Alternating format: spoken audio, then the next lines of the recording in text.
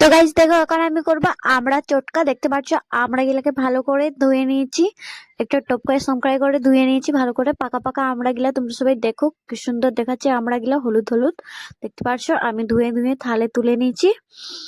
তো দেখো এরভাবে সবগুলাকে আমি এখন ধুয়ে নিয়ে ফির তারপরে চটকিব।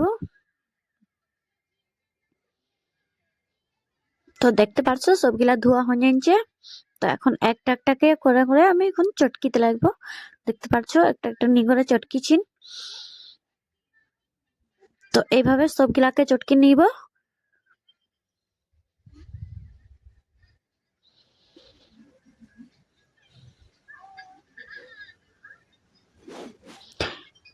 এরপর নুন মরিচ গুঁড়া দিন করে ভালো করে চটকিব। দেখতে পাচ্ছ নুন দিয়ে নিয়েছি, মরিচ গুঁড়া এখন দিয়ে দিব। নুন মরিচ গুঁড়া দিন করে ভালো করে সানবো।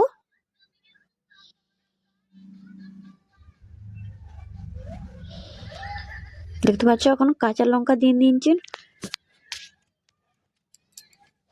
বাড়ির মরিচ ভালো লাগবে ঝাল ঝাল খেতে। তো ঘরে একবার তোমরাও ট্রাই করবে এরকম বানাই করে আমড়া চটকা। ঠান্ডার দিনে কিন্তু ভালো লাগে রোদে বসে বসে খেতে। তো ফাইনালি দেখো আমার আমড়া চটকা হয়ে যাচ্ছে। তো এখন খাই করে দেখছি কিরকম লাগছে। তো দেখতে পাচ্ছ, তখন এখন খাই করে দেখি। দারুণ হয়েছে গাইস, খেতে দারুণ লাগছে। তো এভাবে তোমরা একবার ঘরে জরুর বানাবে, জরুর খাবে।